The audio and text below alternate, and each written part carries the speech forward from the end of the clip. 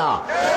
উত্তর ফটিকছড়ির সদর দপ্তর অবশ্যই অবশ্যই গণশুনানির রায়ের ভিত্তিতে যে জায়গায় যুক্তিস্থান হতে হবে প্রস্তাব দিয়েছি আমরা। মন্ত্রণালয় থেকে কমিটি গঠন করুন। আমাদের মুরব্বী আছেন এই এলাকার এক সন্তান সাবেক যুগ্ম সচিব শওকত আকবর, উনি আমাদের প্রতিনিধিত্ব করবেন। আপনারা সবাই মিলে জায়গা ঠিক করবেন, সেখানে উত্তরের সদর দপ্তর হবে। আপনারা প্রজ্ঞাপনে দেখেছেন 3 নম্বরে শুধুমাত্র উপজেলা সদর দপ্তর বুসপুরে স্থাপন করা হয়েছে। আমরা এটাকে পরিবর্তন করার কথা বলেছি। আর একটা জিনিস আপনারা খেয়াল করবেন, ওই যে লোকবল নিয়োগ সেইখানে 3 নম্বর অনুচ্ছেদে আছে পুলিশ প্রশাসন।